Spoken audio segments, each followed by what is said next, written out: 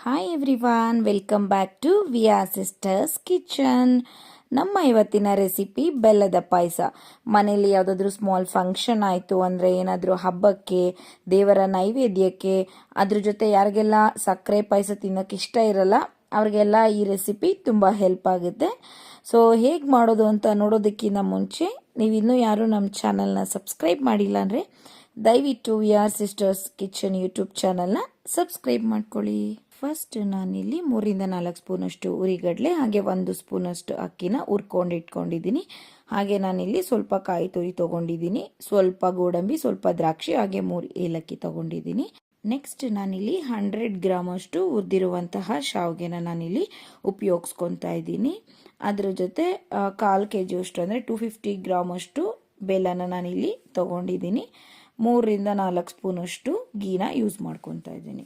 ಮೊದಲನೇದಾಗಿ ನಾನಿಲ್ಲಿ ಒಂದು ತಪ್ಪಲೆ ತಗೊಂಡು ನೀರು ಸ್ವಲ್ಪ ಹಾಕಿ ಬೆಲ್ಲನ ಕರಗೋದಕ್ಕೆ ಹಾಕ್ತಾ ಇದ್ದೀನಿ.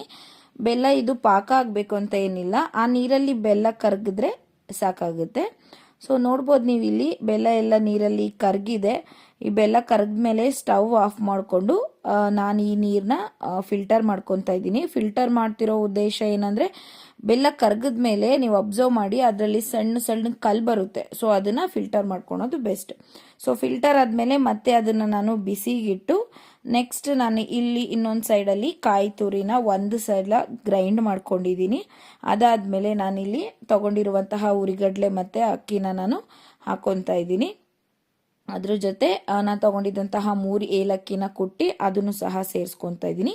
ರುಬ್ಬಕ್ಕೆ ಬೇಕಾಗೋಷ್ಟು ನೀರನ್ನ ಹಾಕ್ಕೊಂಡು ನಾನು ಇದನ್ನು ಗ್ರೈಂಡ್ ಮಾಡಿಕೊಂಡು ಈ ಕನ್ಸಿಸ್ಟೆನ್ಸಿ ಬರೋವರೆಗೂ ಗ್ರೈಂಡ್ ಮಾಡ್ಕೋಬೇಕಾಗುತ್ತೆ. ನೆಕ್ಸ್ಟ್ ನಾನಿಲ್ಲಿ ಬಿಸಿಗೆ ಇಟ್ಟಿದ್ದಂತಹ ಬೆಲ್ಲದ ನೀರಿಗೆ ನಾವು ರುಬ್ಬಿರುವಂತಹ ಕಾಯಿ, ಕಡಲೆ, ಹಾಗೆ ಅಕ್ಕಿ ಎಲ್ಲನೂ ಮಿಕ್ಸ್ಚರ್ನ ನಾನು ಇದರೊಳಗೆ ಹಾಕಿ ತಿರುಗಿಸ್ತಾ ಇದ್ದೀನಿ. ಇದು ಲೋ ಫ್ಲೇಮಲ್ಲಿ ನೀವು ತಿರುಗಿಸಬೇಕಾಗುತ್ತೆ. ಸೊ ಅದನ್ನು ಹಾಕಿ ಏನಿಲ್ಲ ಅಂದರೂ ಒಂದು 5 ಮಿನಿಟ್ಸ್ ಬಿಟ್ಟರೆ ಈ ಥರ ಉಕ್ಕು ಬರುತ್ತೆ. ಅದು ಉಕ್ಕೋಕೆ ಬಿಡಬೇಡಿ, ಪ್ರಾಪರಾಗಿ ತಿರುಗಿಸ್ತಾ ಇರಿ. ಸೊ ನೆಕ್ಸ್ಟ್ ನಾನಿಲ್ಲಿ 100 ಗ್ರಾಮ್ ಅಷ್ಟು ಶಾವಿಗೆನ ತೊಗೊಂಡಿದ್ದೀನಿ. ನಾನು ಹೇಳ್ದಂಗೆ ನಾನಿಲ್ಲಿ ರೆಡಿಮೇಡ್ ರೋಸ್ಟೆಡ್ನ ತೊಗೊಂಡಿದ್ದೀನಿ. ನಿಮಗೆ ಬೇಕಂದರೆ ತುಪ್ಪ ಅಥವಾ ಎಣ್ಣೆಯಲ್ಲಿ ಶಾವಿಗೆನ ಹುರ್ಕೊಂಡು ಸಹ ಉಪಯೋಗಿಸ್ಕೊಬೋದು. ಸೊ ಶಾವಿಗೆನ ಹಾಕಿ ನೀವೇನಿಲ್ಲ ಅಂದರೂ ಮ್ಯಾಕ್ಸಿಮಮ್ 5 to 8 ಮಿನಿಟ್ಸ್ ಬಿಟ್ಟರೆ ಅದು ಫುಲ್ಲು ಬೆಂದೋಗುತ್ತೆ. ಸೊ ನೀವು ನೋಡ್ಬೋದು ಇಲ್ಲಿ ಅದು ಕುದೀತಾ ಇದೆ.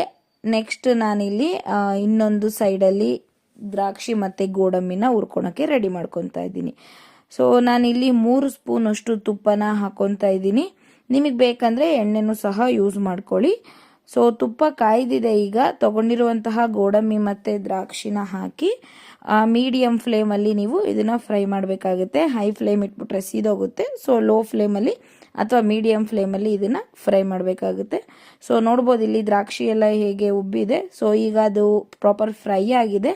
ನೆಕ್ಸ್ಟು ಫ್ರೈ ಮಾಡಿರುವಂತಹ ಡ್ರೈ ಫ್ರೂಟ್ಸ್ನ ನಾನು ಪಾಯಸಕ್ಕೆ ಸೇರಿಸ್ಕೊತಾ ಇದ್ದೀನಿ. ಇದನ್ನ ಹಾಕಿ ಒಂದು 4-5 ನಿಮಿಷ ಮತ್ತೆ ಬೇಯಿಸಿದ್ರೆ ನಿಮಗೆ ಕಂಪ್ಲೀಟಾಗಿ ಬೆಲ್ಲದ ಪಾಯಸ ರೆಡಿ ಆಗುತ್ತೆ. ನೋಡ್ಬೋದು ನೀವಿಲ್ಲಿ ಈ ಕನ್ಸಿಸ್ಟೆನ್ಸಿ ಬರೋವರೆಗೂ ಬೇಯಿಸಿದ್ರೆ ಅಥವಾ ಕಾಯಿಸಿದ್ರೆ ಸಾಕಾಗುತ್ತೆ. ನೋಡ್ಬೋದು ನೀವಿಲ್ಲಿ ಆ ಬೆಲ್ಲದ ಪಾಯಸ ಸರ್ವಿಂಗಿಗೆ ರೆಡಿ ಆಗಿದೆ. ಸೊ ನೀವು ಮನೇಲಿ ಟ್ರೈ ಮಾಡಿ. ಈಸಿ ಅನಿಸ್ತು, ತುಂಬ ಟೇಸ್ಟಿ ಅನಿಸ್ತು ಅಂದರೆ 100% ತುಂಬ ಟೇಸ್ಟಿಯಾಗಿರುತ್ತೆ. ಚೆನ್ನಾಗಿತ್ತು ಅಂದರೆ ಕಮೆಂಟ್ ಮಾಡೋದನ್ನ ಮರಿಬೇಡಿ. Thanks for watching.